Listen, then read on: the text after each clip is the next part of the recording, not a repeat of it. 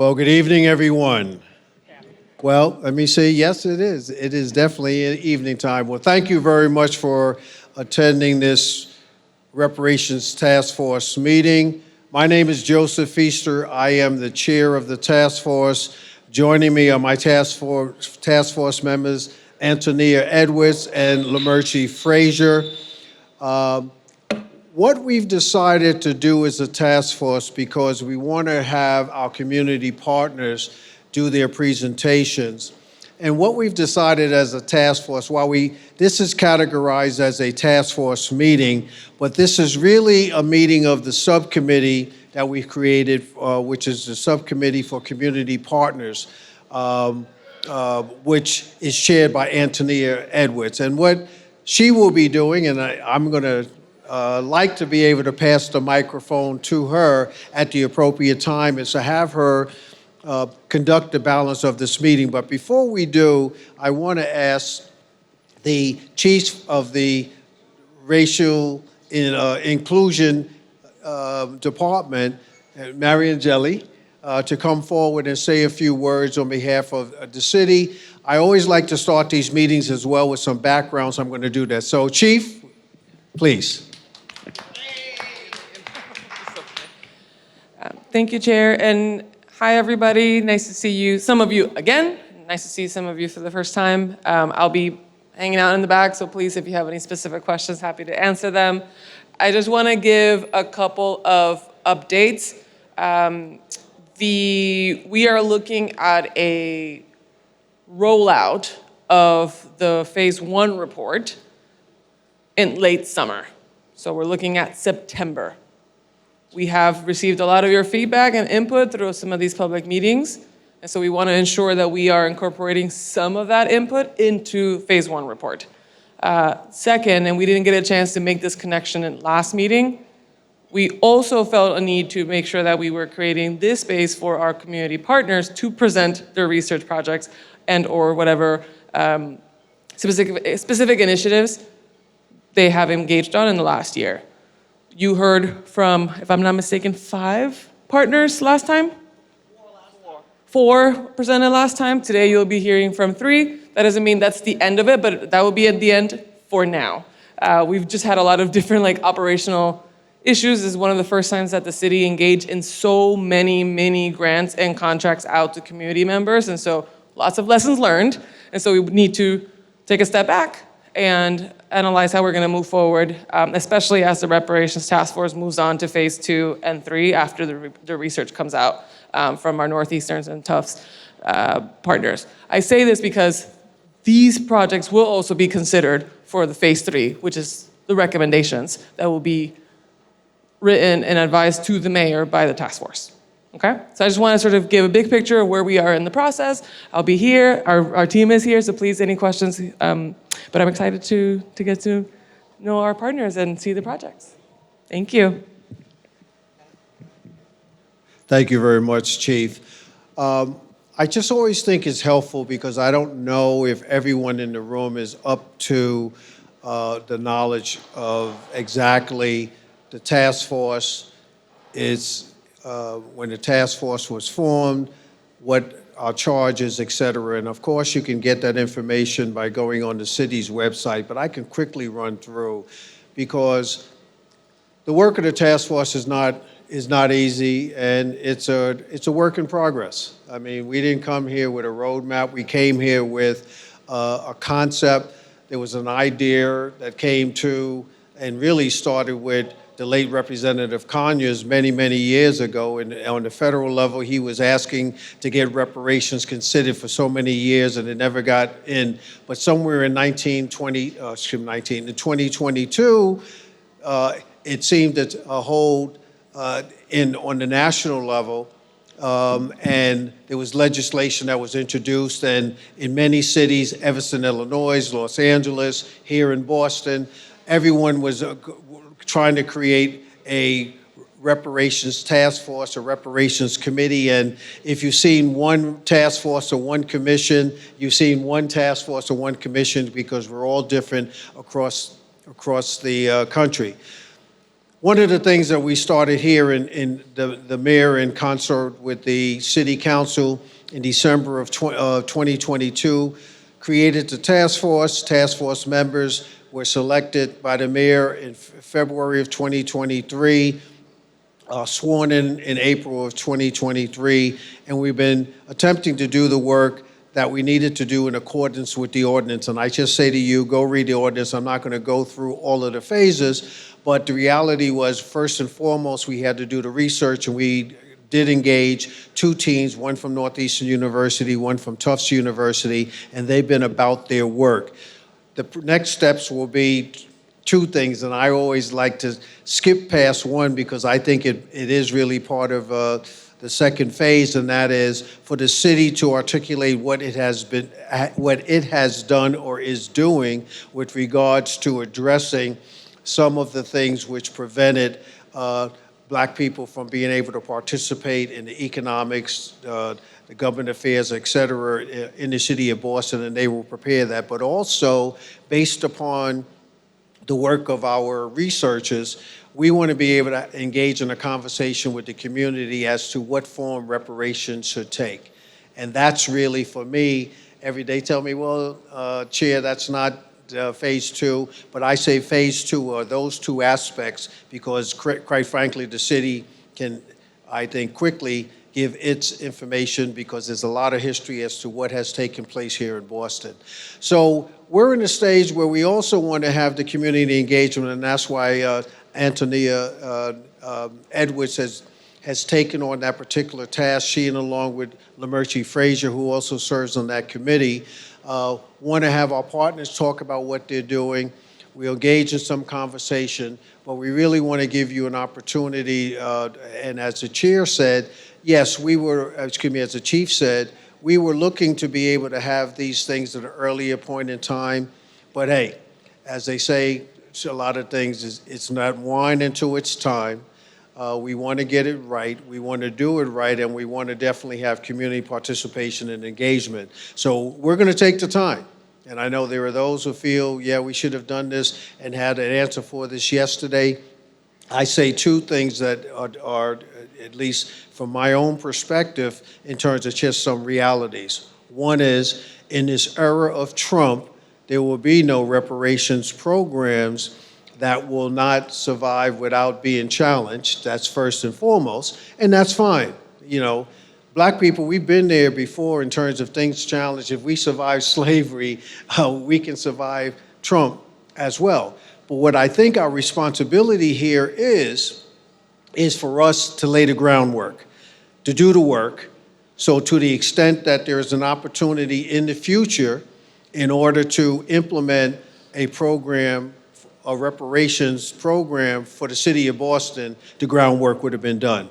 So that's what we need to focus our attention on here is let's get the job done. Let's get the job done that we were talking about. Let's work with our researchers. Let's work with the communities. And then let's let the task force make its recommendation to the mayor as to what a task force, a reparations program for the city of Boston might look like, and that would be in consort with our conversation with the community. So that's where we are, and without further ado, I'm going to just simply, I have 2 members here. This is more or less a community engagement meeting, not so much a task force meeting. The task force members who could be here are here, but I want to turn it over to the chair of the community committee, Antonia Edwards. Thank you. Good evening, everybody. Thank you so much for attending. Over the last week and a half, maybe a month ago, I've been seriously stilettos on the ground, engaging with the community, getting people here. So I want to say thank you for the people in the audience who came as a result of my encounter with you over the last month. We have 3 different presentations this evening. We're going to rotate the schedule. We're going to have Hidden Jamaica playing go first, and this is Miss Mimi. Then we're going to have Mac Hudson with Mississippi go second, and then Sharon Hinton from Black Teachers Matter is going to go third. So we're going to queue up based on that information. Ready? You want me to move? Am I blocking your view? And thank you again, everybody, for attending. This is the mic I use. Hi, I'd like to welcome everybody. As I said, they said my name is Mimi Peachy, and I'm the convener of Hidden Jamaica Plain. First slide, please. Wait. Next slide.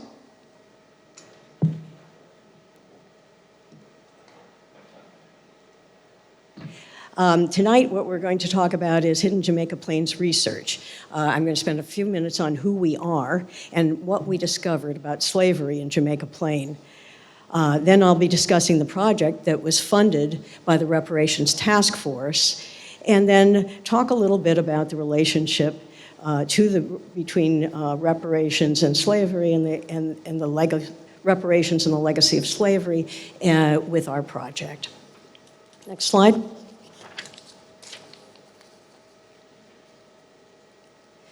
Hidden Jamaica Plain is a truth-telling public history project.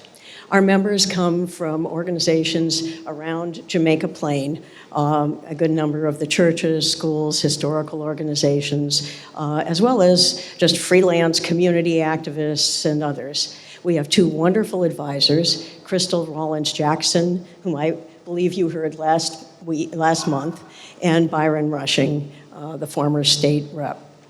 It's a 100% volunteer effort, and we invite everybody to join us. Next slide. Our goals are to understand the history of indigenous people who lived in Jamaica Plain, and also then to identify enslaved people and enslavers in our area in the 16 and 1700s, and to try to develop a picture of the lives that they led.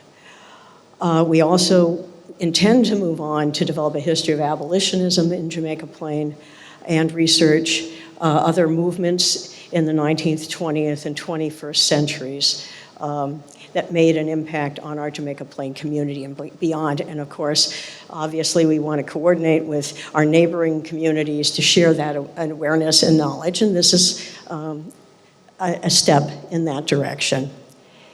Next slide. What did Hidden Jamaica Plain discover? We found that there are at least 27 people in Jamaica Plain, which is a fairly small area, who were enslaved in our neighborhood in the 1700s. We know that the Roxbury 1771 tax records showed that nearly 11% of the people who were listed were owners of what was euphemistically called servants for life, otherwise known as an enslaved person. So based on that, we think this is just the tip of the iceberg and that there are many more people that are out there, we just haven't found them yet. And that is, of course, what we're working on. Next. Next slide. So what we also discovered in Jamaica Plain was that at least 7 people were indentured in the 1700s. And indenturing was another form of unfreedom. It's complicated. And we will be writing a paper on that. We also discovered that a slave trader who lived in Jamaica Plain by Jamaica Pond, who later turned to opium smuggling into China when slavery was cut off in 1808 as a trade from abroad. And he then moved into opium smuggling. And he and his family were responsible, along with others, for getting nearly 1/3 of the people of China addicted to opium. We also found that successive families at the Lorengrino House, which is a historic home in Jamaica Plain, near the monument, if you're familiar with the area, both enslaved and indentured people. And that some of the founders of the first church in Jamaica Plain were enslavers. Today, what we would think of as a major contradiction. The first church death records also from this period in the early 1800s included several families of free Black Americans, and we are going to be telling their stories as well. Next. If you want to learn more about our research, you can go to the Jamaica Plain Historical Society website. We partner with them, and they publish all of our articles. And you can see that we've already produced about 10 articles, and we have also given 3 major presentations, and the videos of those presentations are also available on this website. So let's move on to the Reparations Task Force grant. Next slide.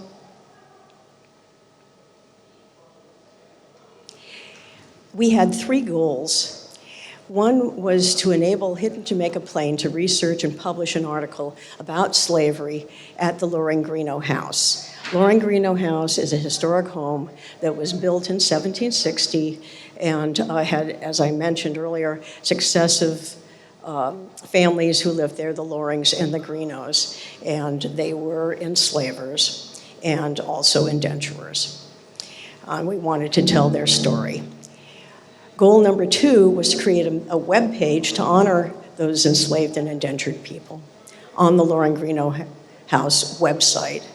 And then goal number 3 was to research 500 plus pages of one of the Greenoughs family's plantation ledgers from Antigua. They owned a plantation that enslaved more than 100 people in the late 1700s and early 1800s.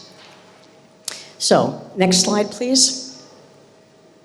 The first goal was to, as I mentioned, research and publish the article on slavery, and we did that on the Jamaica Plain Historical Society website, and you can go to that at jphs.org/colonial, and I encourage you to do that. I'll tell you a little bit about some of the things that you will learn about if you do that. Next slide. You'll learn about Commodore Joshua Loring's will in 1774, in which he wrote that he would, if his wife were to remarry, he would give her 300 pounds and, quote, my Negroes, London, Othello, and Phyllis. And upon such marriage, and then he goes on to talk about other things. So you can see that clearly London, Phyllis, and Othello were considered property along with the 300 pounds. Next slide. You'll also learn about Dick Morey Welsh. Dick was enslaved at birth by one of the Greenough's neighbors, and was sold to David Stoddard Greenough at age 5 in 1785. The next year, he was indentured until he was age 21, but life must have been pretty bad for him because he sought freedom at the age of 18 in 1798, as you can see from this ad of where he self-liberated. Next, please. David Stoddard Greenough, as I mentioned, was the beneficiary of a plantation in Antigua. He inherited it in 1774, and over 100 people were enslaved there. In 1819, the plantation failed, but if you think about it, it supported the Greenoughs in comfort for nearly 50 years. And that was another area of our that we pursued through this grant, and I'll get there in a moment. Next slide. Our second goal was to create a web page to honor the enslaved and indentured people from the Loring Greenough House. And we have done that, it's posted, and it links over to the article on the Jamaica Plain Historical Society website. So either way, you can get to that article. Next slide, please. Our third goal was to research the Antigua plantation ledgers, to try to find, if possible, the names of these 100+ enslaved people. I will say that the Loring Greenough volunteers had done research previously. They believed they had seen it, but it was many years ago. And we went through these ledgers and thanks to this grant, we engaged Selvin Backert, who is an education specialist at the Museum of African American history, and he reviewed all 500 pages. Unfortunately, he could not find those 100 people. But he did discover some things from the plantation's operational expenses, which revealed information about the lives of the enslaved on this plantation. We saw, as you can see up here, there was purchase of fabric for, quote, Negro clothing, and also funds for a Christmas allowance in 1815. And Christmas was one of the few holidays enslaved people were allowed to celebrate. So we don't know what that was, how that spun out in reality, but one could guess that there might have been a little something extra for people. Next slide. Selvin also found some information about payment for medical care of enslaved people. And next slide. That apparently they were renting some people who had specialties from other plantations, and we did find some names. William, a foreman; Ned, a mill feeder; Peter, an assistant in the mill house; Bynuk, a carter, and a carter is somebody who operates a horse-drawn carriage; and Billy, who worked in the field. And we saw that the next year there was, or 2 years later, there was also, it seemed like they were hiring the same people. So we want to thank very much to the Reparations Task Force for this grant. Without it, I don't think we would have pursued. Let's put it this way: we had, for example, the Antigua research had been done for a long time ago. They gathered the material, but with volunteers, sometimes you just don't have enough oomph to make it to the finish line. And what this grant did is it enabled us to do that. Furthermore, I'm happy to say that afterwards, because we hadn't been able to find that, they went back, looked at the oversized material at the Massachusetts Historical Society, and found the list with the actual names of the 105 people who were enslaved. And we are going to be transcribing that list and publishing it and trying to tell their stories as the best we can.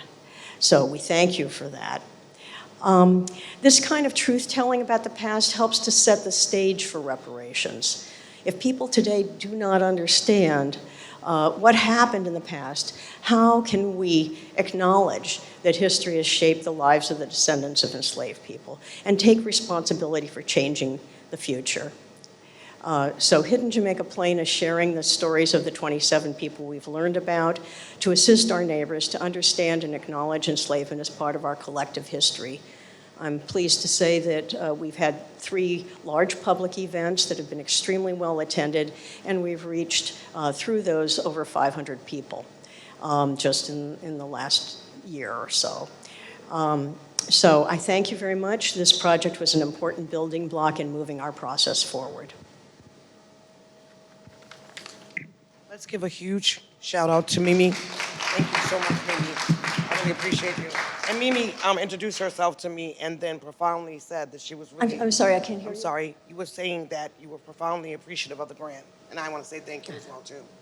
Now we're going to do a Q&A. We have like 5 or 10 minutes. Any specific questions you have for Mimi about her project?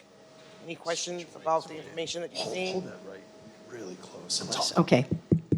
Yeah, can you hear? You can hear me? Any questions? No? If people would like, we have some brochures on the table in the back. When will you have the list of names for the 105 enslaved? We don't work on deadlines. We're Would it be by the end of the year, maybe? Hopefully within the next few months. Okay, very good. And that'll be published on your website? It will be published on the Loring Greeno website. Thank you so much. No questions, anybody? So we're going to get to the next person then. Thank you, Mimi. I really appreciate you.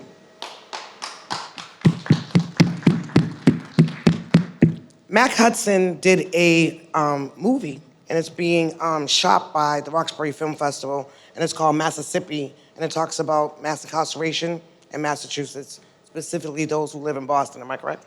See, I did my homework. Okay, you want to step up?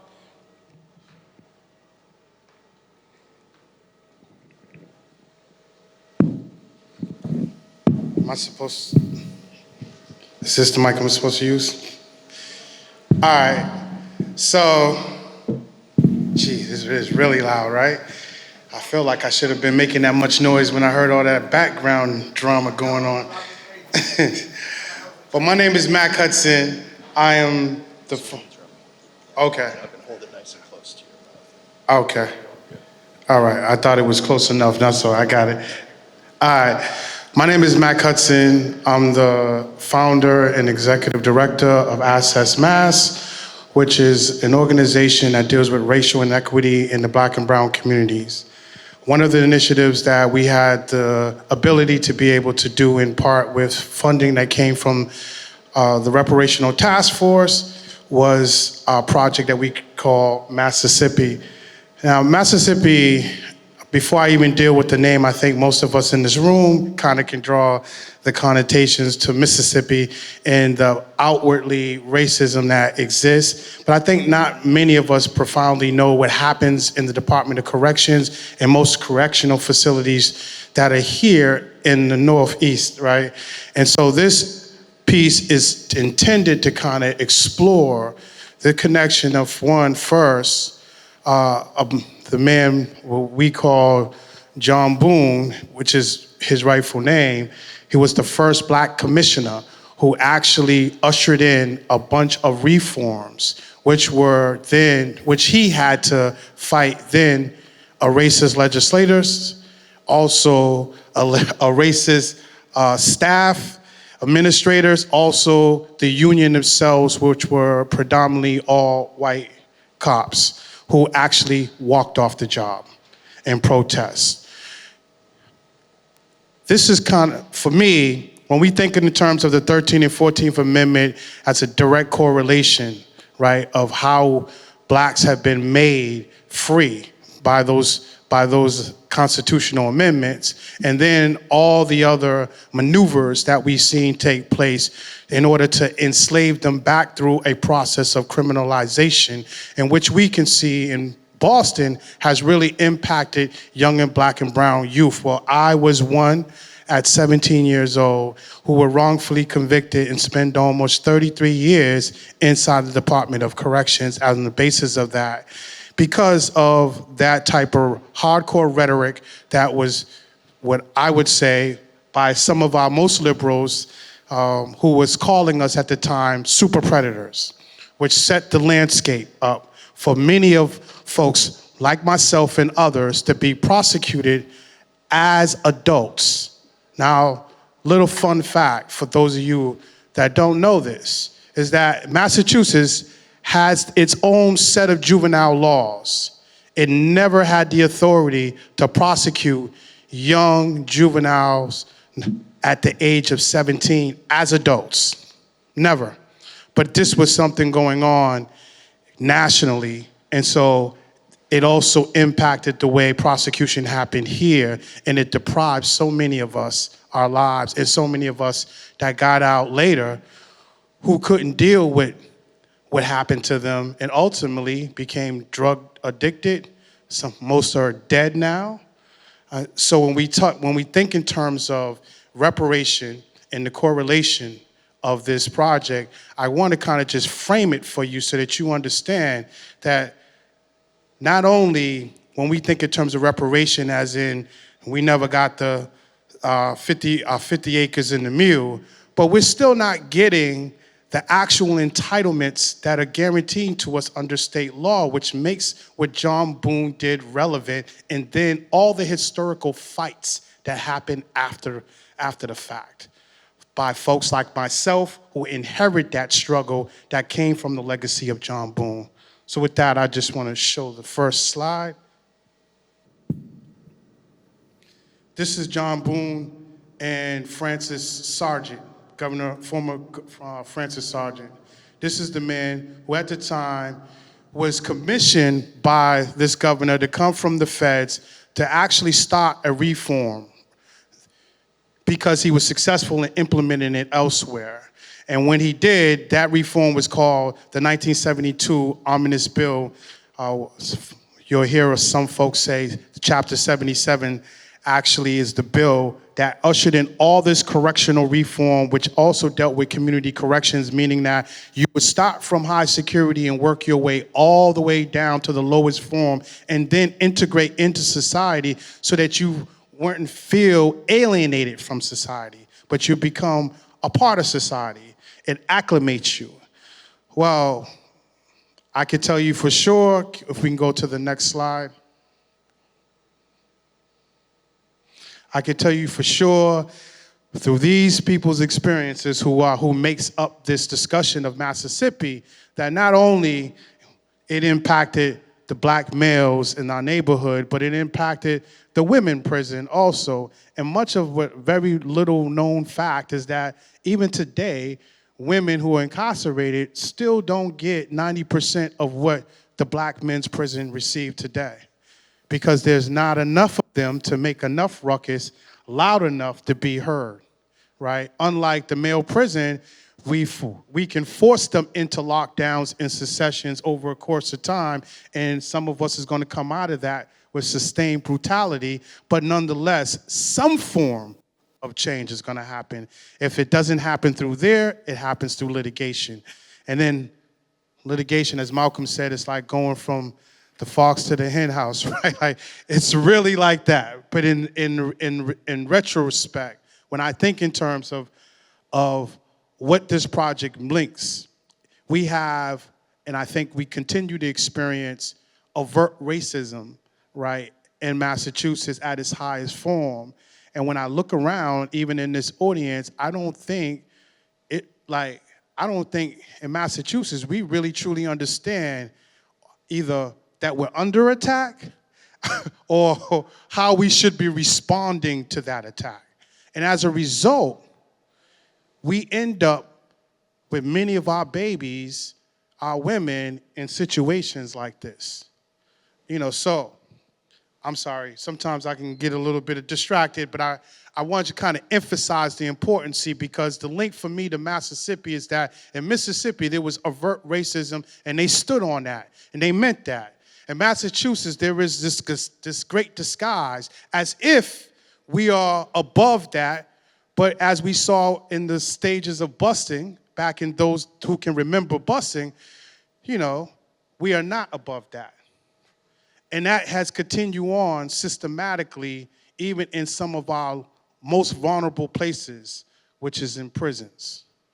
Now, when I tell you that black and brown folks are the least to get everything, I mean that in every respect. They don't get down to pre-releases where they can save money and come out here and reintegrate successfully. They barely get to minimums. So most of those folks who actually are released from higher custody, medium facilities, all the way up to higher security, which almost guarantees 90% to 80% that they may return because they're not properly acclimated.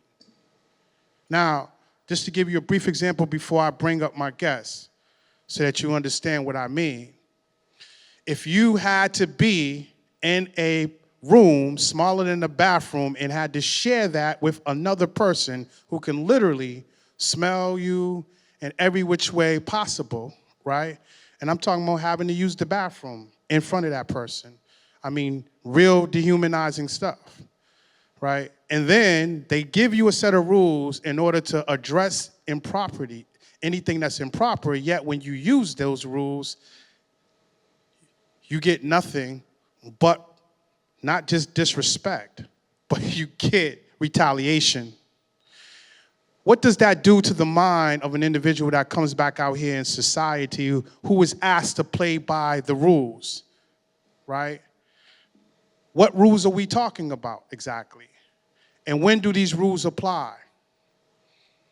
And I hate to say it this way, but even if we can see the correlation of just when we get into some of these positions, the way we receive each other the way we don't receive each other. To me, after coming out 33 years, I would think that we would be much further along than we are. I want to go to my next slide as I call up my sister. Come on up, Stacy Boredom. And I want to have Stacy talk from her perspective from a woman, as you heard me talk in brief, just from my perspective as someone who came in at 17 when violence in the prison was serious, not so much as it is today, but it really was visceral back then. But I want you to also understand the challenges of women like Stacy that happen, and if we could show you some of it. This is a pre-stage of what was happening in the community that set this up for us to be in the prisons in the first. And so, with that, I want to pass it to Stacy. Thank you, Mac. Hi. I'm going to try to be brief because I could hold the mic for a long time. There's so much to talk about. But my name is Stacy Boyd from right here from Dudley Station. I grew up right here on the corner of Orchard Park, went to school in OP, to Albert Palmer in the Dearborn. I can't remember any of it. I just can't remember any of it. I graduated, but I don't even know how. And that's to say that when we talk about mass incarceration, those schools were designed just like the prisons. And I say that literally. And so I'm executive director of New Beginnings Reentry Services. I was in and out of prison for a greater part of 30 years, since 1982. I come from childhood sexual trauma and led me into addictive behaviors that led me into what they call criminal activity and led me into a cage. In and out with never anyone asking what's wrong with me. I'm from a family of 12 siblings. Parents were great. My dad actually worked for the cause. But in my older siblings' time, my father was a recovering alcoholic who actually opened up Roxbury Detox, which is now Dimick. Right? That's my dad. We have some legacy here in this community, but until we start really talking about how we create some solutions and some resources coming out of the carceral system, we don't even know our own legacies. And so I'm grateful for the City of Boston Task Force. I hadn't known about it, but, I do different work. We fight for injustices. I can't say justice because there's no justice in sending someone into a prison environment, especially women. 97% of women suffer from sexual and domestic violence. And so we're sending people in without no help, without no, trauma-informed care, without no substance abuse services, without anything. We're just in an indoctrinated state that people commit these transgressions and you should be sent away and be punished. We don't even know that Massachusetts was the first police slave catchers. And that's what they do. Literally, when the women woke me up in prison, when they really guided me and said, what am I doing to myself? I had to kind of look at that and be like, wow, I keep on getting shackled, cuffed to 9 other women in a district transportation van who cares nothing about us because we're all black, some pregnant, some are suffering from withdrawals like I was. But until I was enlightened and I'm like, damn, what the hell? I feel like, was this what slave felt like? Because all you're doing is taking me from court to court to court back to a prison with no solution. And so when Max spoke about the indifference of a male prison to a female prison, you got it right. We don't get the same services.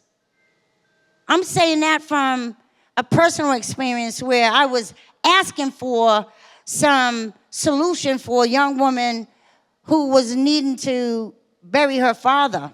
And because she didn't put him on her intake form as a biological father, she couldn't attend, and we tried to do a funeral. And 7 of us were cuffed up and taken to what we call CCU, closed custody unit, and said that we were inciting a riot, where some of the males have the power to develop programs and coalitions and fight for rights for religion or spirituality, and we get nothing. And so I came out of prison in 2010 saying, man, all I could do is every time somebody asked me to show up, I got to show up and talk about what we've experienced and what the prison system is designed to do. We know how much money they make off of our backs, right? We know that we make $1 a day, but you're making millions. We know how many investors are invested in the prison system to keep us enslaved in a cage. And so these are the things that we need to start talking about. This is definitely part of reparations. I would suggest that we fought for, I don't know how many black and brown people. I can name 7 black men.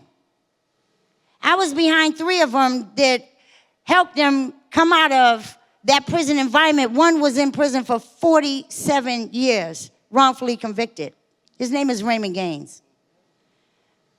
Raymond Gaines. When we talk about the criminal system, now, I'm not an advocate for people to be in prison, but I think somebody needs to pay for people that are in prison and continue to deny their appeal after appeal. If I must call myself a young black girl, though I'm going to be 64. But if I could sit in my backyard and unfold a case, and I'm not a lawyer. I studied law while I was in the prison. I worked in the law library.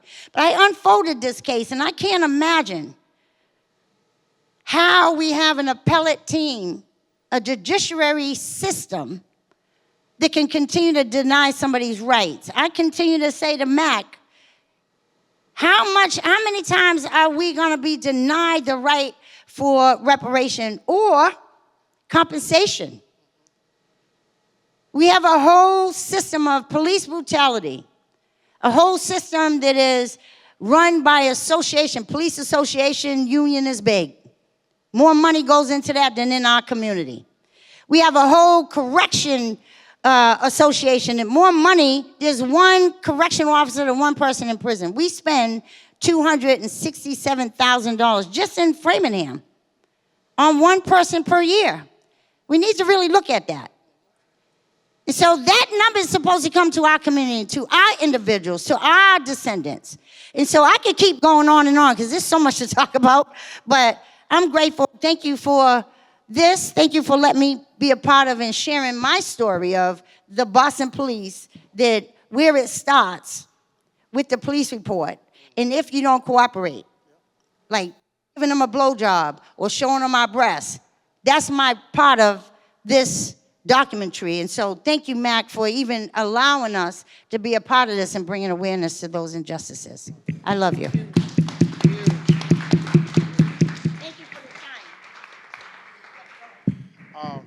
I don't know how much time we got left. 5? Okay. Just roll it. Do you want to use that 5 for questions, answers? Yes. Okay. You finished with your presentation?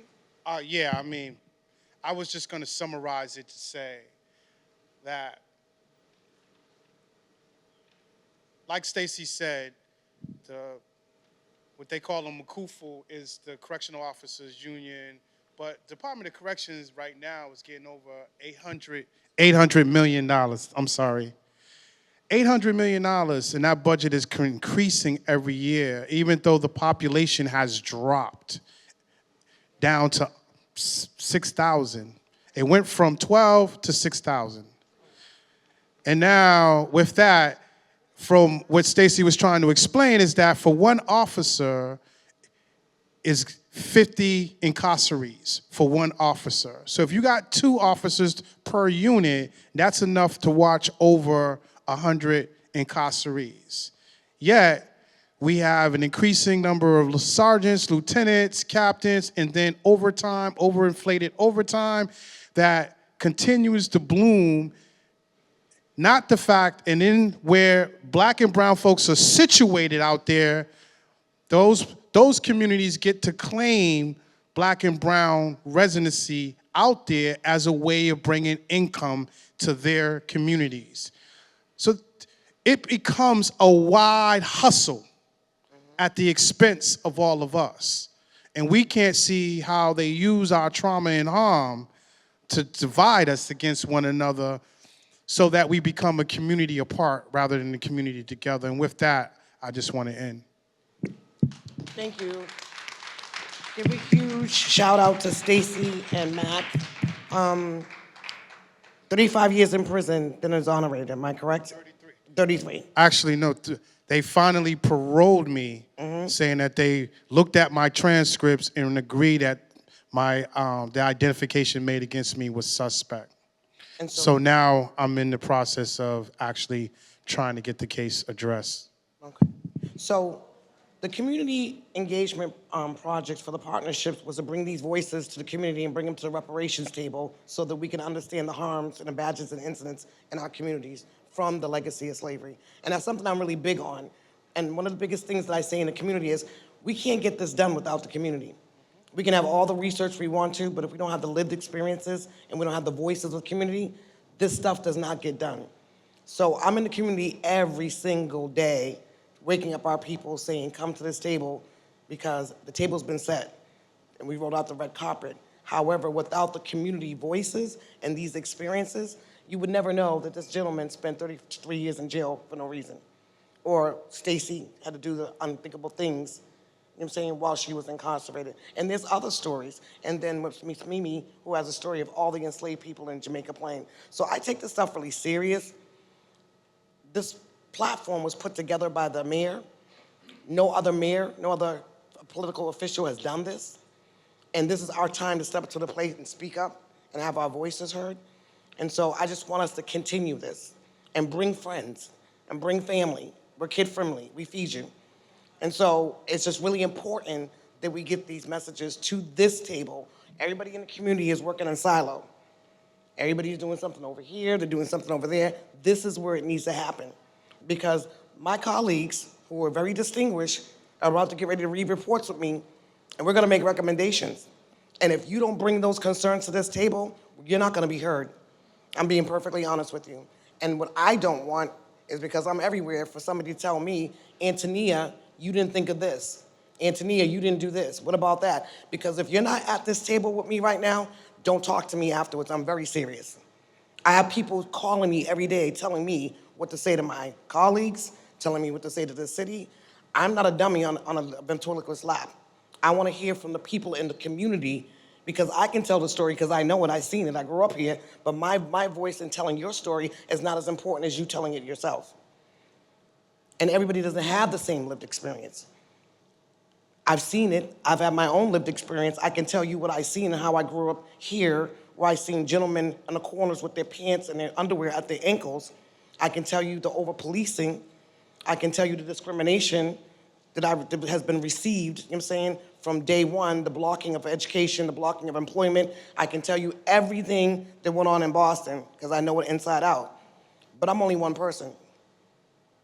And I spend every waking day beating the pavement with my stilettos on, trying to get people to wake up to come to this platform. So I want you to give them a huge shout out for coming to tell them their stories. And I'm gonna ask that if anybody has any questions, ask any questions that they may have. Hello, is this mic on? Mr. Joe has a question. Oh, shoot. No, I got more than that in terms. I just wanted to say, we got to give him another hand. We do. And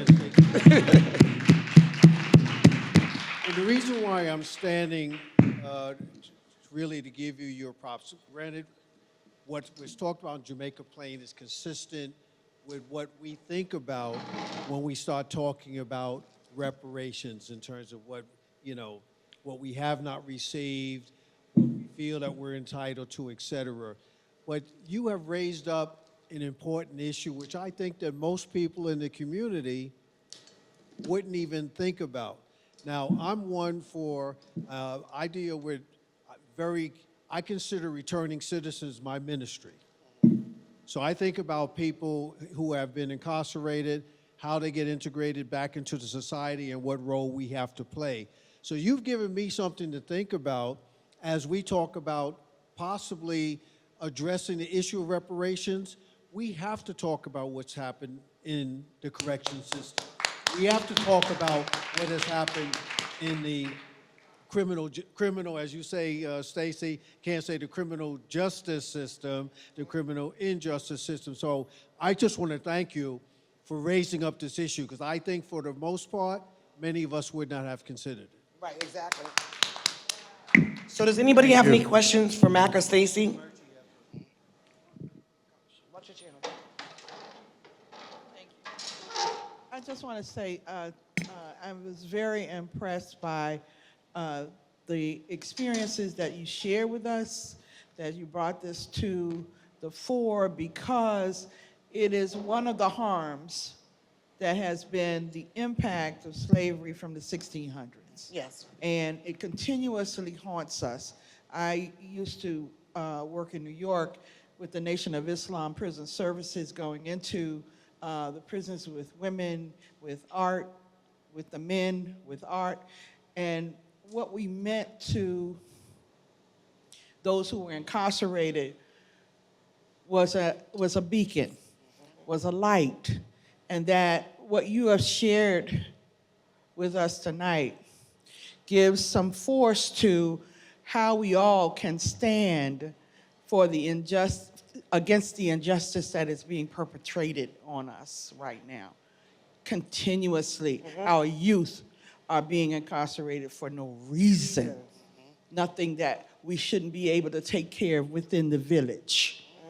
Right. And so to look Yes. at our opportunities now, that these harms are being revealed by those who've experienced it, is extremely important for us to get to a point where we can repair ourselves and not looking for someone else to repair us.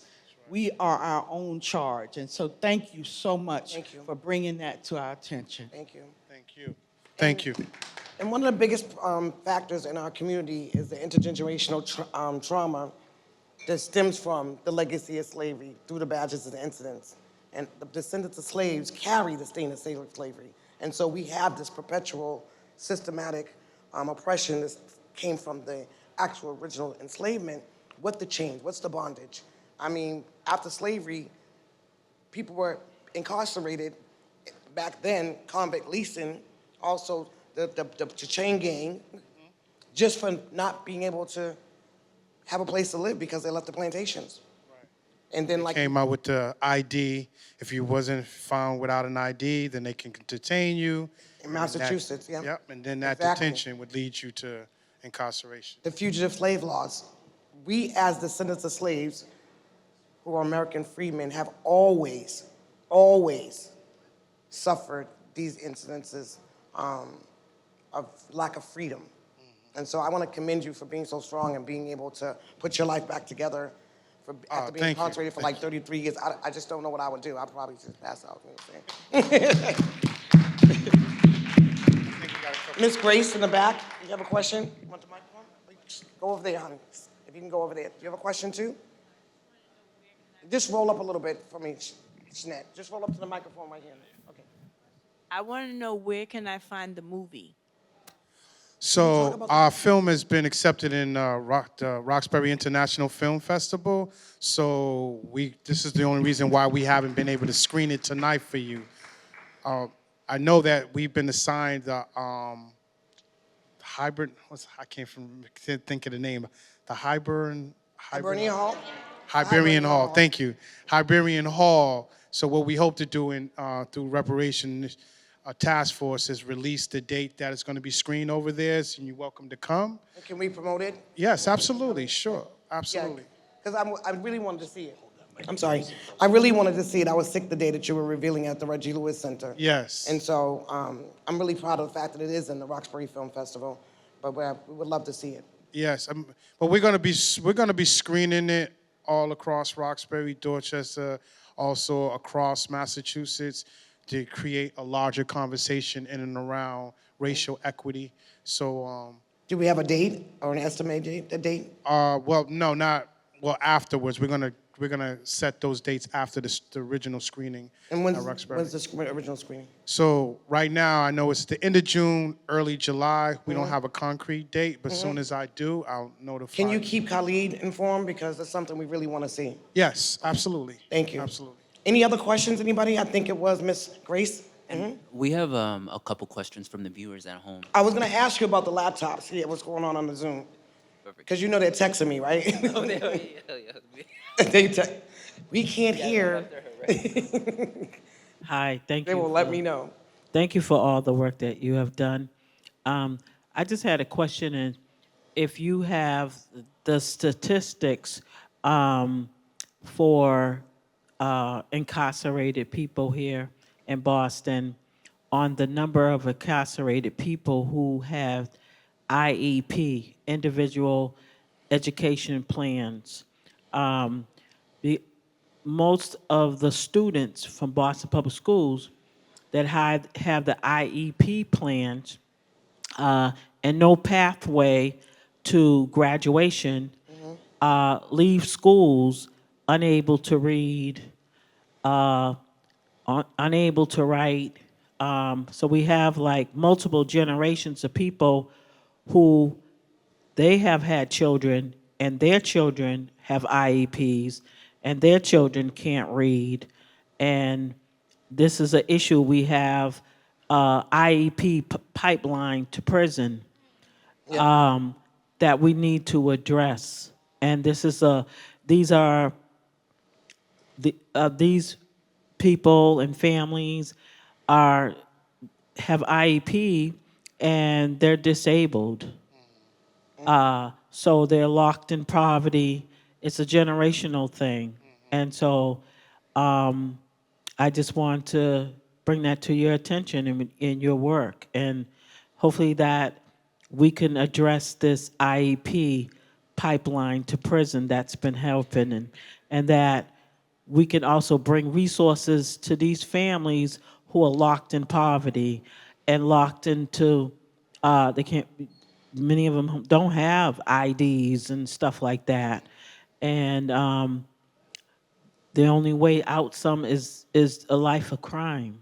Right, exactly. So we need to, address that, but thank you, and I look forward to seeing your movie as well. Can I ask you a question? Can you also, when you give the stats for the IEPs, how many people have been exonerated? I was gonna say, I do not know the exact stats for that population, but I do know that we make up 13%, and we're disproportionately of the population, and we're disproportionately represented. The problem is that Department of Correction, as it stands still today, do not collect racial data for the purposes of who's have access to programming and what have you. They collect data for each institution of who's in the facility, but not necessarily on a whole scale to give you a snapshot. So one of the things that has been placed out here is legislation in and around trying to collect racial data by the Department of Correction and creating meaningful oversight so that Black and brown folks can have access to their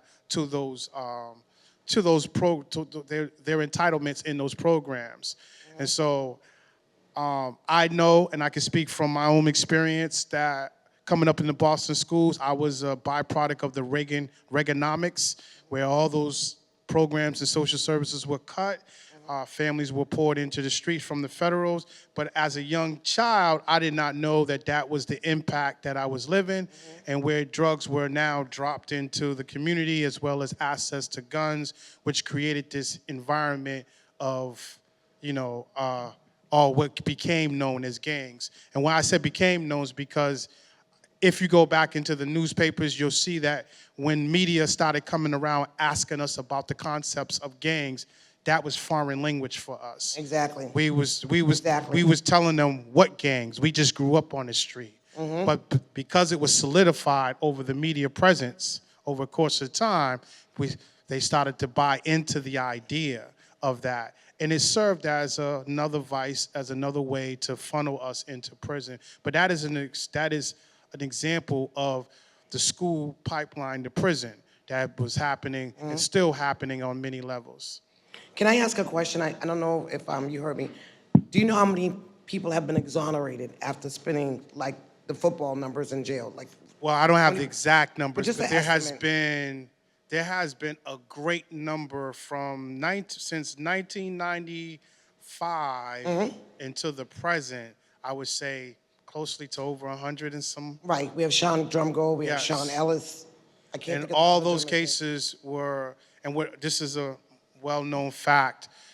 Well, during the child steward, and this is the legacy of the child steward thing, is what came out of that was 2 reports. One by the U.S. District Attorney's Office and one by the Attorney General's Office, who said that these officers were using flawed techniques, investigative techniques. Right. Well, those flawed investigative techniques were used on a lot of our cases that sent black and brown folks into prison. And still there had not been no redress, especially not on the scale as we've seen in the Annie Dugan. And so this is one more reparation initiative that we're trying to seek. Okay. Any other questions, anybody? Yes. I think she had a question. Somebody's online? Yes, well, What's the we question? have a few from online.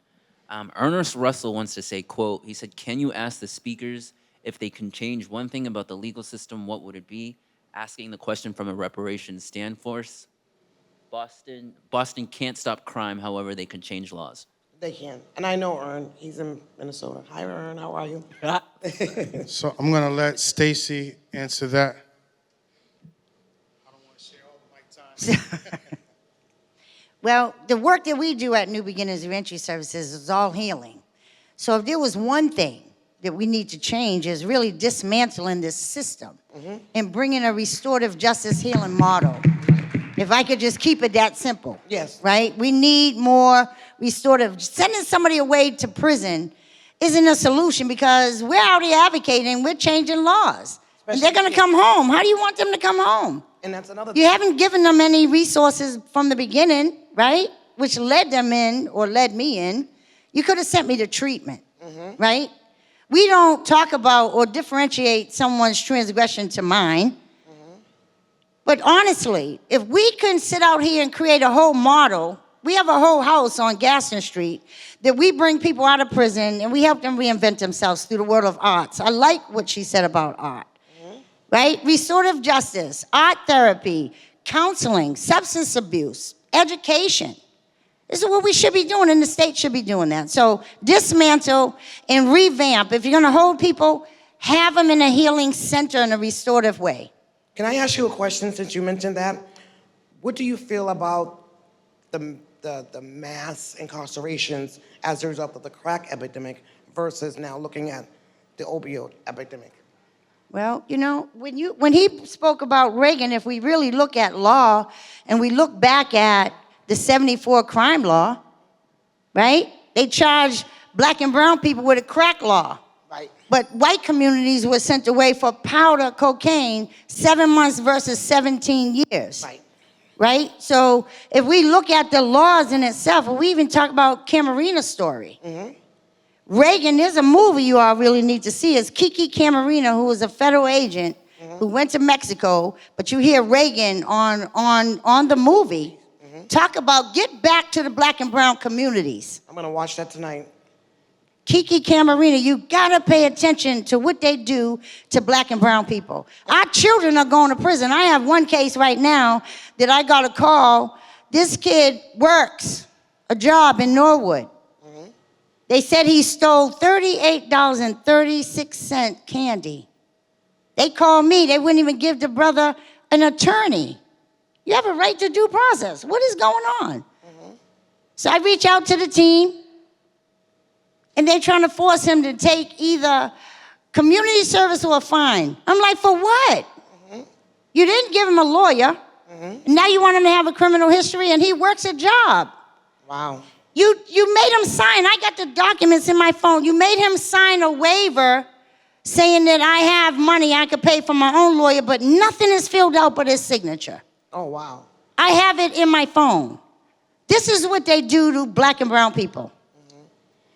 I don't know if I answered that question, but I'm telling you, I could keep the mic all night because this is a big This is a big topic.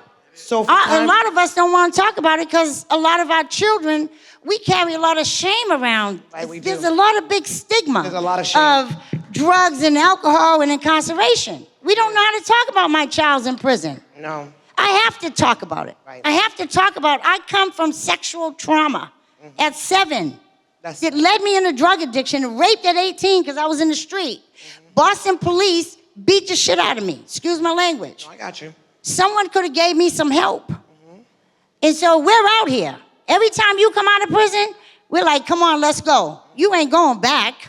We're going to help you build up and create a leader because we have it in us. And thank you for that, because I know there's a lot of people that come from prisons that can't even go to their family That's right. because they can't live in the projects, they can't live in the subsidized apartments, and even with the private homes. The first thing they wanna do Mr. is- Pastor Culpepper understands when I try to open up, because you said this to me, when I tried to open up our program through the ISD office, going in front of the zoning board, it took me 2 years. I'm in tears.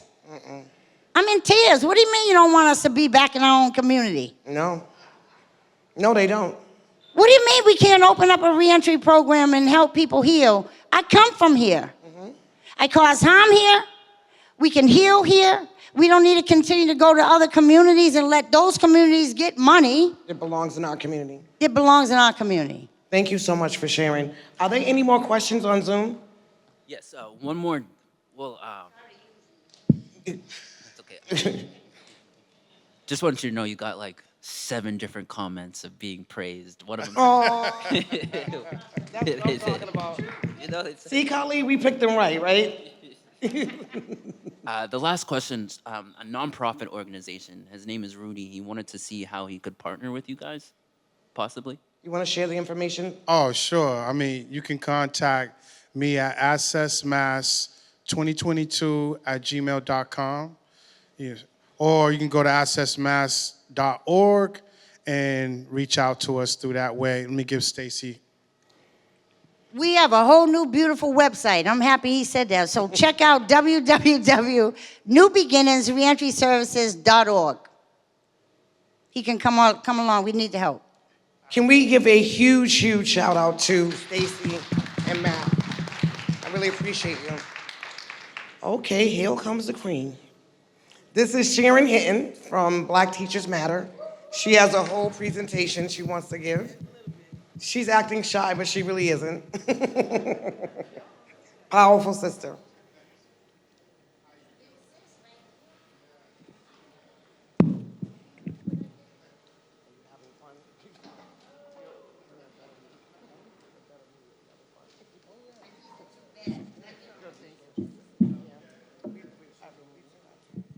Good evening, what am I doing?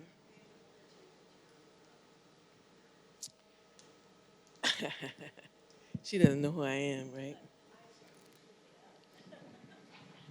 I might be able to. Good evening, everyone. Good evening. Good evening, everyone. Good evening. That's what I'm talking about. So the presentation I have is an abbreviated one because the history of us not being educated in this country, of our tongues being cut out, even if we try to communicate, all the way up to the current history of Black books and Black history being the only thing that's legislatively being eliminated from the schools and the public libraries.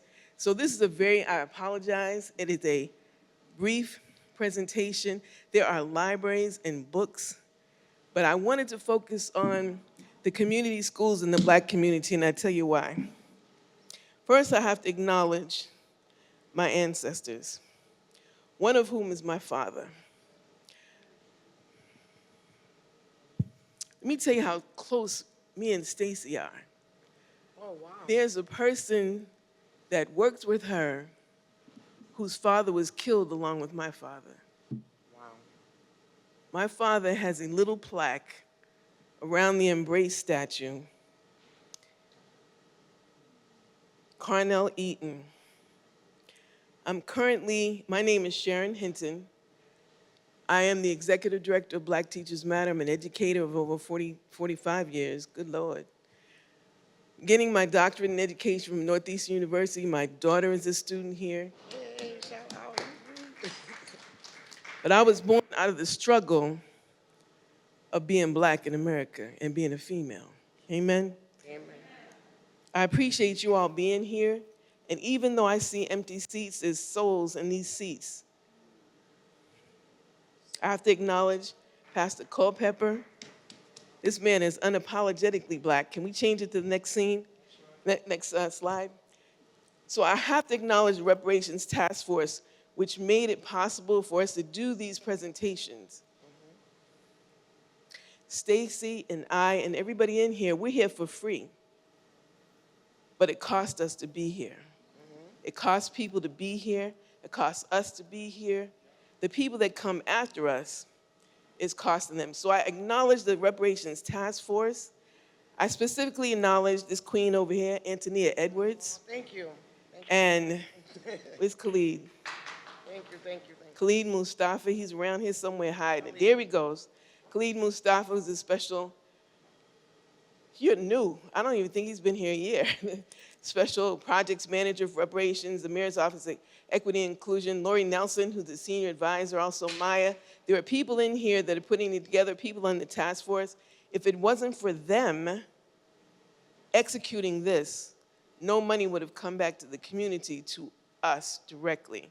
And so there are people that have died for us to be able to be here, to be in this building, which used to be the Ferdinand building, which is now the school department, which is kind of deep when you think of the dysfunction of the Boston Public Schools. Next slide, please. Where are the problems? Education is supposed to reward citizens for academic achievements, but is that really what's happening?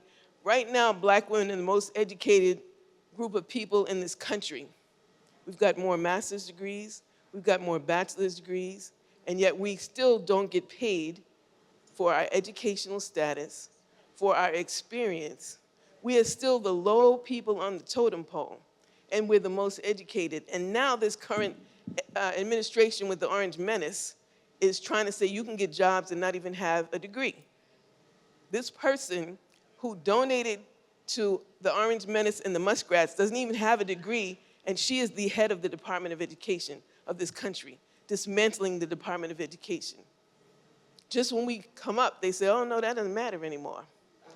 In the early 1860s, approximately 98% of American black population was illiterate, illiterate by design. When they came to get us, the ships went around the coast and specifically went to different tribes so we couldn't even talk to each other. That starts there if you can't communicate. And a lot of our history was oral communication. Although if you look at the emojis and stuff now, isn't that kind of close to hieroglyphics? And where did you see that? On the pyramids, right? I'm trying to connect it. I'm an educator. You're gonna come out here knowing something today. You're gonna learn something today. Okay. Following the Civil War, nearly 25 million European immigrants came to America with the same literacy rate. They didn't send, they didn't send us their best, but they came and got craftsmen and mathematicians and scientists. Everybody had a job. And they killed 15 to 20 million of us on the way here. So one of the things I want to educate you about is when you hear the transatlantic slave trade, that's a misnomer.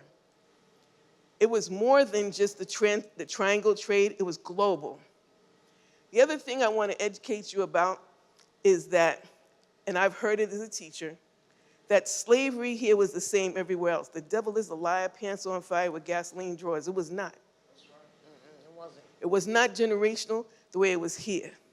It was not destroying your humanity and your identity like it did here. You could buy your way out of slavery.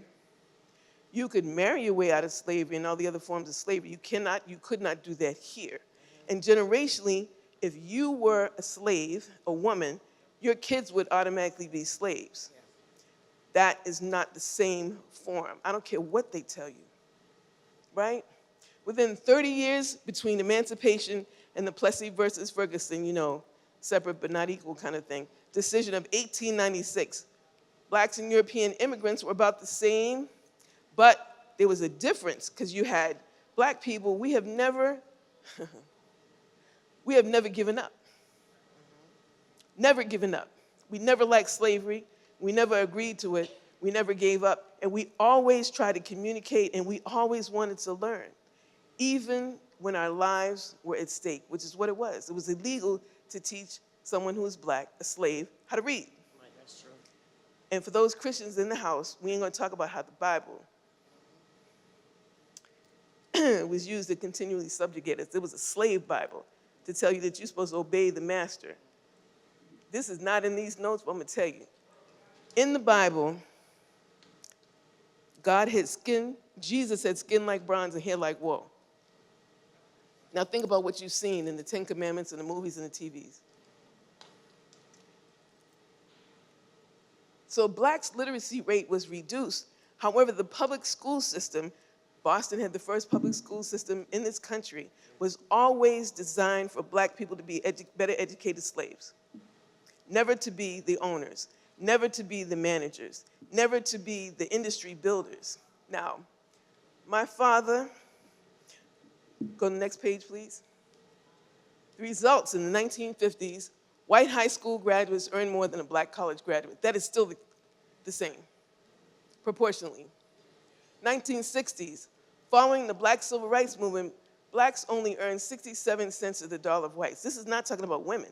We have never earned that. And there's a specific day in it's in April, that says how much the woman has had to work in order to come up to parity to what men make.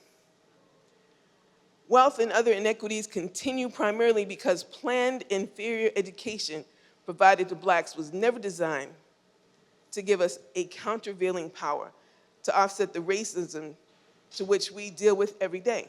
That hasn't changed. If you go into the schools, the majority of the teachers are Caucasian, are afraid of our kids, don't know our culture, and there's behavior modification in the class to keep control. Now, the sister talked about the school to prison pipeline. That is real. And it looks like this. They walk in elementary school, charter school. I'm not gonna name it because I won a lawsuit against them, and so it's not supposed to, So the little kids walking down the hallway like this. Elementary school, single line, not talking. I asked a friend of mine who's a correctional officer at South Bay. He said, oh, they're getting them ready for me. Prison cells are built based on the third grade reading level of our kids. Oh, wow. Next slide, please.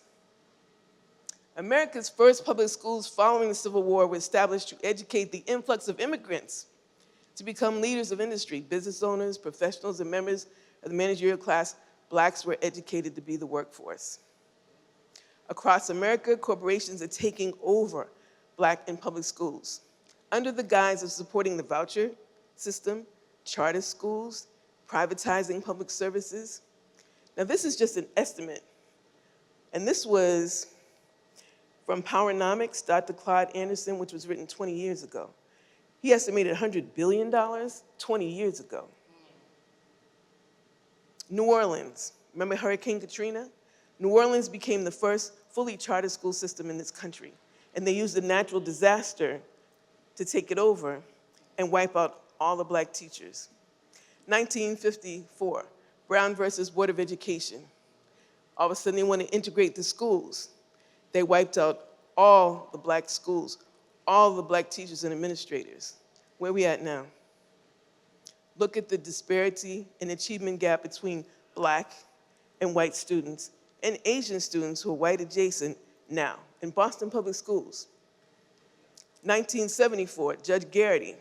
Part of his decision is that 25% of the teachers should be Black, African American, Black. Boston Public Schools has never reached that, ever. And during the pandemic, more administrators, Black administrators and teachers were pushed out of the system and replaced or erased. And there was a lawsuit that was by 15 retired educators and administrators, and then they had a Black attorney come in and say, well, there were procedures that weren't appropriate, but there was really nothing wrong. Next slide, please.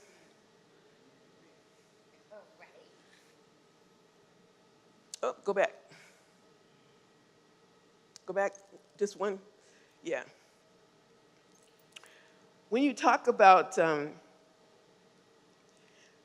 prisons are big money, recently,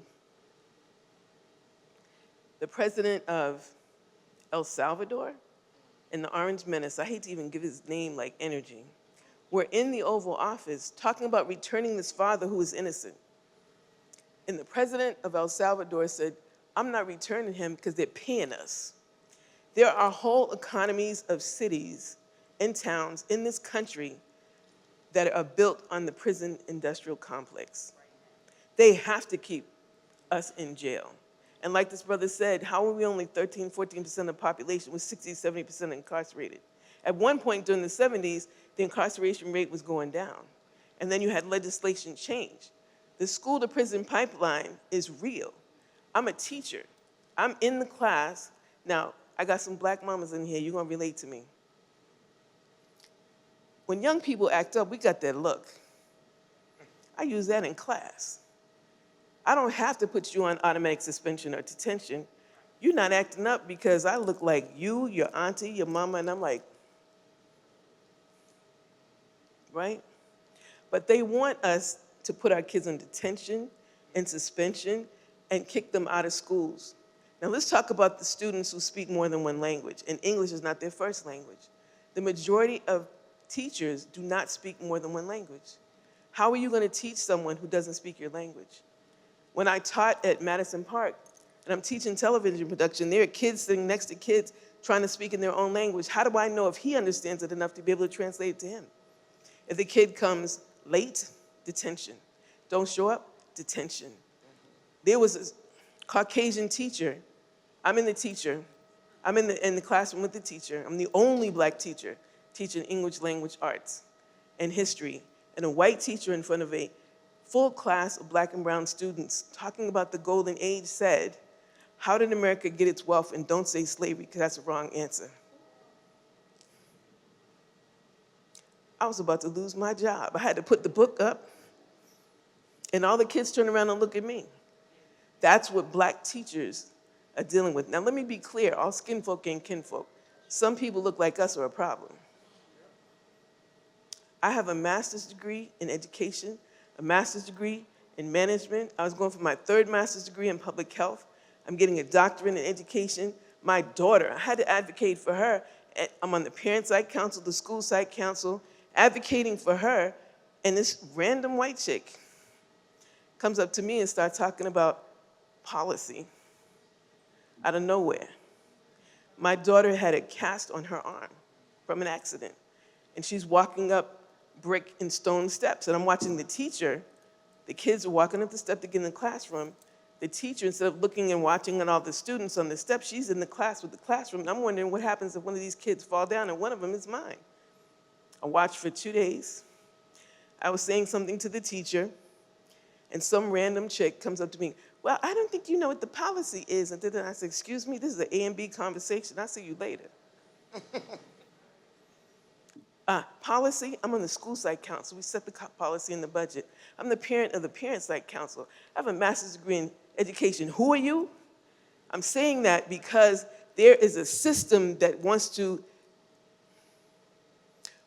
make parents feel like they don't know what's going on. And there's policies and procedures behind you disciplining your child. You don't discipline your child, and they call the cops in there, school to prison pipeline. And they don't always tell you when they are disciplining your kid. Let's flip the other side. I see parents from certain cultures that say beat them. I'm like, whoa. Whoa, okay, hold up.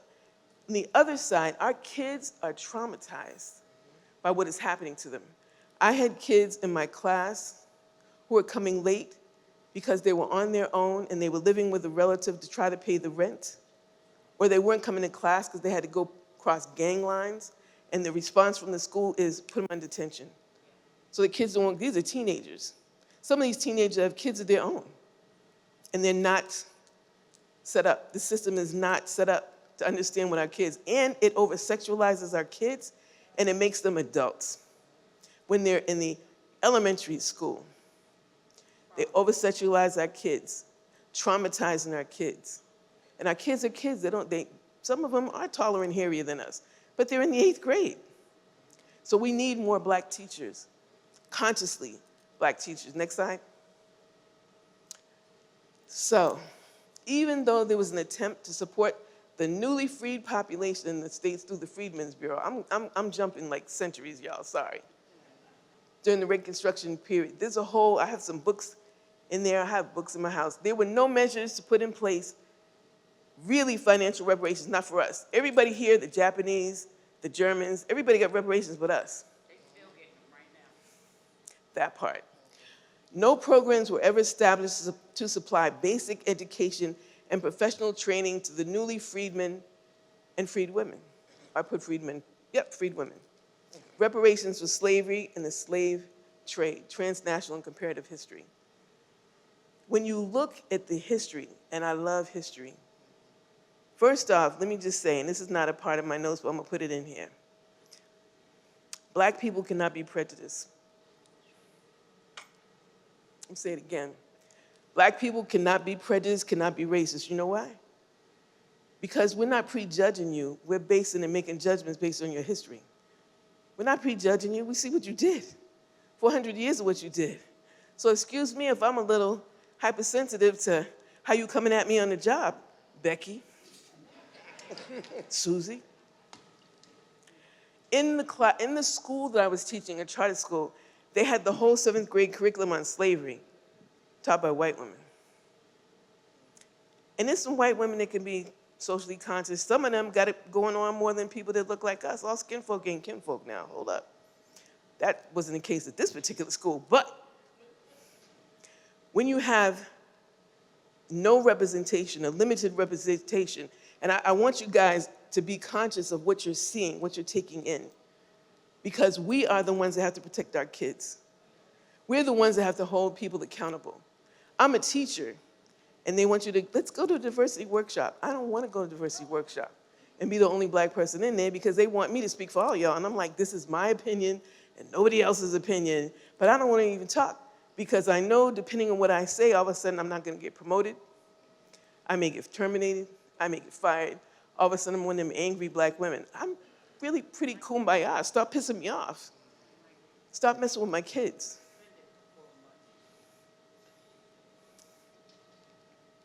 So there was a slavery, this whole 7th grade had this slavery curriculum.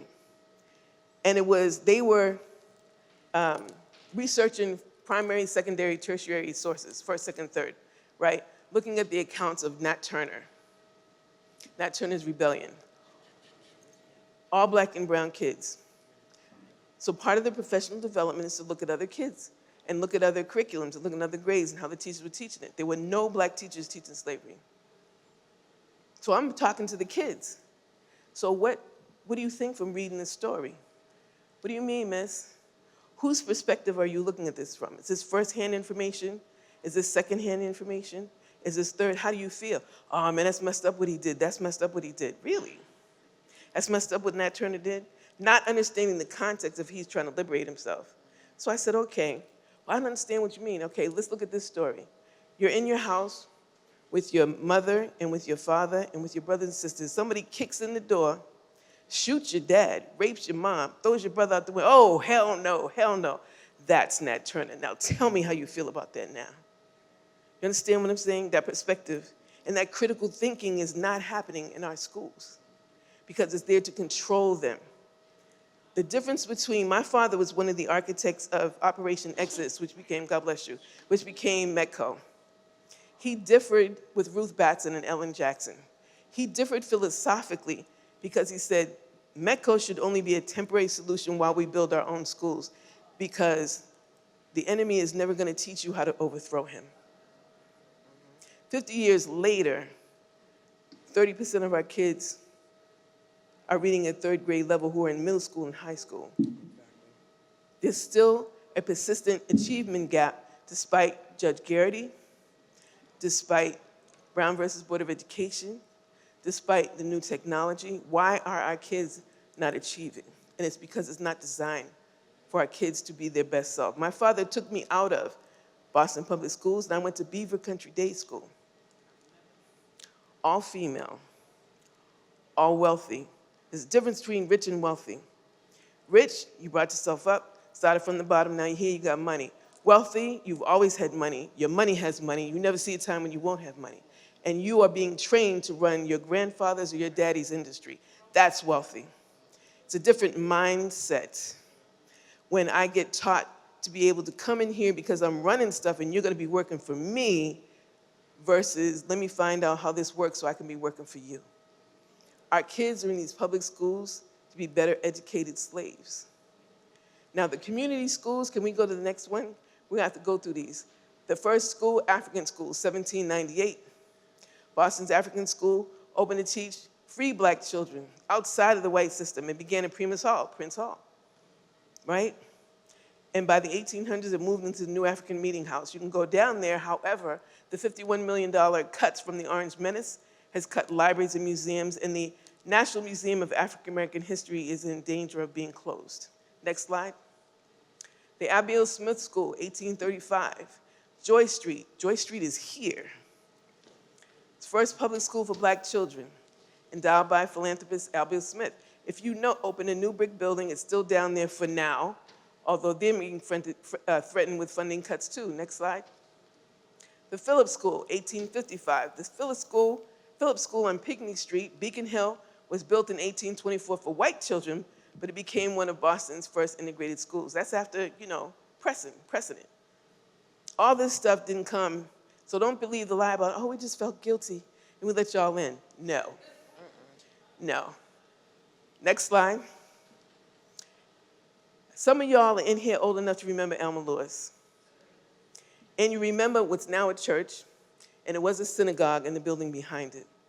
Elma Lewis was no joke. She started in her house with that pointer, with that little puff thing up there, little powerhouse, and she would take you out, man. Elma Lewis School of Fine Arts in Roxbury, 1950. To meet the cultural and artistic needs of black youth, she was an artist, and she wanted to be able to spread that around. And she got the buildings for $1, but now it's something else. It's a condo and stuff, and it's a church. And then she passed away. Next slide. Here we go. That's kind of off, but so this was the Operation Exodus I told you about. Because of the repression and because we've always wanted to learn, we started having our own community schools. There used to be a place in Grove Hall called the Topographical Center, and it was an after-school, black school. I think it's a weed joint, a dispensary or something now, I don't even know. But after I went to Beaver Country Day School, my father and other parents brought their kids to be deprogrammed from what was happening in the Boston Public Schools. It no longer exists. Next slide. Whoa, independent schools. What? I don't know what's going on here. So in the 1960s, right, the Black Panther Party of Self-Defense, the federal government after it killed the organization, Head Start, free breakfast program, free health, Black Panther Party of Self-Defense.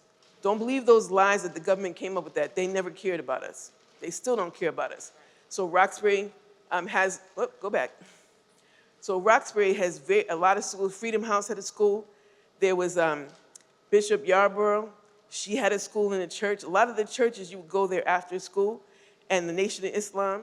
So you would go to different community places because we knew there was Clara Muhammad School on Magnolia Street. So those of us who lived in the neighborhood, we knew these are the places that we went to learn about us.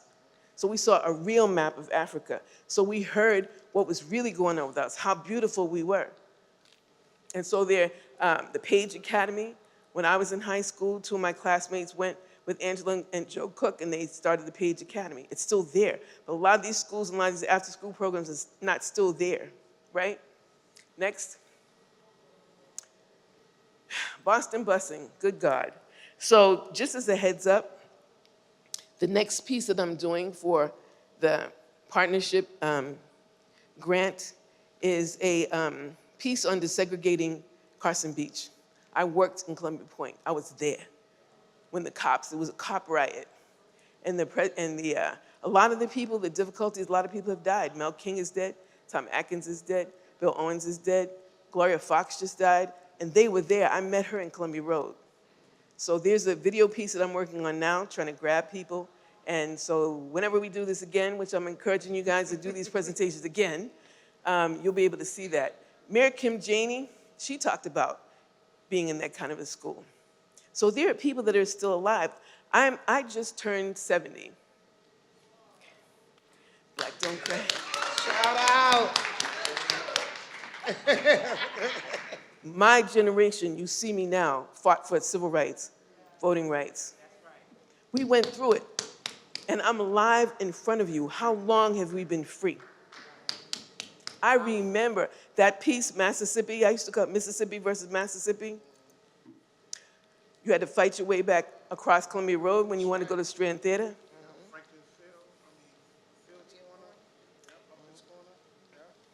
So a lot of the churches and a lot of the places, because we recognize our kids were not getting the information, they still are not getting the information. My father refused. He told us we could not watch more than 1 hour of television. Even then, it had to be educational TV. He said, I didn't have no dummies, I ain't raising no dummies.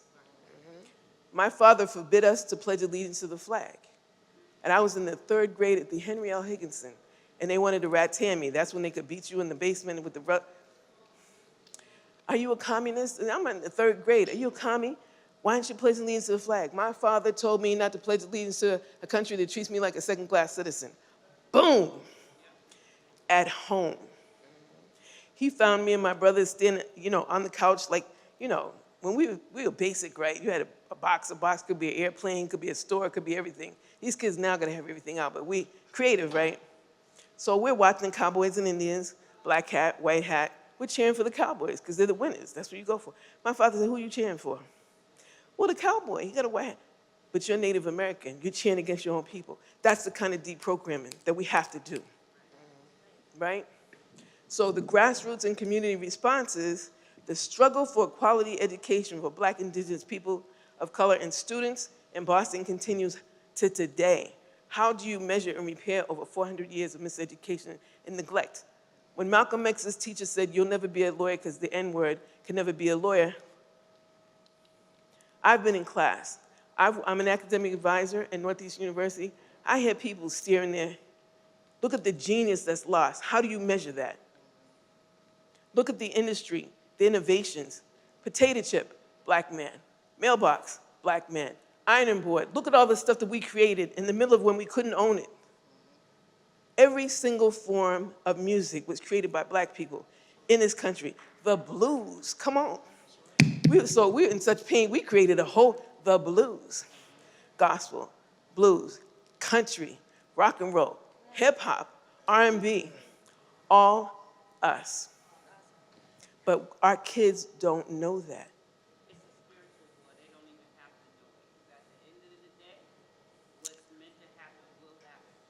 You gotta make it happen, sis. Ain't gonna happen on its own. Next slide. Contemporary community and alternative schools. These are some of the schools I told you about. Boston Renaissance, Boston Prep, Metco. Find out the schools in your neighborhood and support them. You gotta show up. You gotta show up to the school board stuff. Next slide. Next one. Conclusion, further research, studies, and initiatives within Boston, Massachusetts as a focal point for reparations will waste time and results. We've been studied more than anybody. Right. And no action towards actual repair to the originally harmed parties of the emancipated enslaved Black Americans as designated by the Bureau of American Freedmen and Freedwomen based on the history of proposed legislation, local, national, and now global debate stages will really, we're being debated all over the place and we ain't got paid. Where's the check, right? So even when there are actual survivors of racial terrorism and irrefutable evidence of loss of life, property, and opportunities and benefits to society, the lack of the will of all of the branches of US government, in addition to the institutions and populations that benefited from the institution of slavery and continued profits from Black bodies, prevents reparations to American freedmen and freedwomen from receiving actual intangible repair as evidenced in the recent Supreme Court rulings regarding Tulsa Massacre. There were 3 survivors, and the Supreme Court ruled against her getting everything. And she's there, she survived it. You're gonna pay her, how are we gonna get paid, right? So, there are laws, cases, research, and studies We know. You go down to the store and you could look at Stop and Shop in Grove Hall versus Stop and Shop in someplace else, look at the prices. That's racism. And that racism comes out of slavery that says you're not worth it. You're not worth getting better food. You're not worth getting better streets. You're not worth getting better education. That is strictly coming out of that slavery. This is all the references. You can go past that. And next slide. Thank you. I appreciate you. Can we please give Sharon a huge, huge shout out? So she's like my mentor. I call her my queen sister. I've learned so much from her. And she's just invaluable to the community. Thank you. With the years of education that she's put into the system. One thing that she said that was really prominent is that as American freedmen, the descendants of slaves in the US, we had our own schools. We were educating our own students with the freedmen schools. And then after civil rights, everything was just wiped out. On purpose. With integration. Well, immigration was part of it, but there were governmental policies. My father, I've been doing research on that, and he was wiped out by two black men who were trying to raise up in rank at the Whitey Bulger gang, the Winter Hill gang, and then it was proven that Whitey Bulger was actually working for the FBI. Right. And so if you look at history, some of the security guards of Malcolm X were the FBI, and they orchestrated him not having any security. Ibrahim Traore, right now in Burkina Faso, they're trying to kill him at least 18 times. They've tried to get rid of him. COINTELPRO, and dropping the drugs in our neighborhood just like the British dropped opium in China. Right. You got to look at your history. There's one other thing I wanted to say. You know, my father getting killed when I was 13, I heard about it in the halls of Beaver Country Day School. And so I was in this, you know, you wake up in the morning, Metco kids would wake up in the dark and come home in the dark. 5 o'clock, I was at the bus stop at 5:30. And so you had these where you were straddling two different worlds, right? I was a Metco. My classmates were coming in Rolls Royces and stuff and Benzes. I was like, oh, damn. Okay. But, you know, and so there was this thing about, oh, you're trying to act white. You think you're smaller than anybody else. We're the only people that do that to our kids. Exactly. Because we want to succeed and want to be. And you know, that is direct roots of slavery, and I'll tell you how. The Willie Lynch. If your kid was talented, was beautiful, was intelligent, they were liable to be sold. Exactly. So we would say, oh no, that little boy, he's the ugly little boy. He ain't that smart, massa. That's where that comes from. Downplaying. So when we do that to our kids, oh, she ain't really that pretty. That's exactly where it comes from. We have to stop doing it. You see me elevate this queen right here. Let me tell you this sister right here. When I first met her, she bowed down. We were at a lobster fundraiser thing. She bowed down like that, and it blew me away. Oh, Sharon Henson, Shasha. And I went, whoa. But she didn't know that day I was so low down, I needed that. Wow. Queens elevate queens. They do. When you see a sister or a brother, it's not going to hurt you to say you look beautiful, you're smart, you're this, you're that. Come on, man. Change the narrative. We're the only people that get paid to dog each other and to kill each other and to treat our women the way we treat our women. Right. We have got to turn that around. So Mac has a question. Yes, sir. Does anybody else have a question? So, I know I saw part of your presentation that you didn't get to, and I was hoping that you could speak. Oh, get a mic. Thank you. I was saying that a part of your presentation I see that you didn't get to, but I wanted to kind of go back into the whole idea of what Judge Garrity did and actually what the black community was actually asking for, right? Which was to take control of the Boston School Committee so that they can bring up the education piece comparable to the white counterparts. It wasn't just the Boston School Committee. We were paying taxes for our schools, but we weren't getting the tax money spent on our schools. Okay. So the group of parents got together and it's like, look, you know, I mean, there was a whole Boston Tea Party. Y'all dressed up like Native Americans, writing your taxes. We're not getting our tax money either. And so we had to go to court, and Beam Black Educators Alliance of Massachusetts was one of the plaintiffs that went to court and said, look, you know, you're not going to keep taking this money. And by the way, the school committee was all elected. There was a prominent, you know, a critical mass of black people on the black school committee when the mayor decided to make it appointed. So we were just getting the positions of power. we were just getting in positions of power to be able to make the decision about our kids. We didn't want to sit there and be shipping our kids to South Boston. South Boston had criminals and hockey players. No offense to South Boston, but I'm just saying, it wasn't like they were doing, right? They were doing any better than us. And if you look at, so this is in this documentary that's coming up. Developers wanted the land. The land was valuable, it was on the water, the waterfront. So it pit two poor communities against each other, and see who's owning it now? Columbia Point is Harbor Point. South Boston is the seaport. Look at The dynamics. Did you have a question? Yeah, I want Sharon to really reflect on the idea of 1968 when Mr. Eaton, Mr. St. Laurent, and Ron Hicks murdered. Was murdered because in history, they won a $1.9 million grant because they had a Negro organization New England for Grassroots Organization. education and employment. And the CIA said, no, you all can't get that.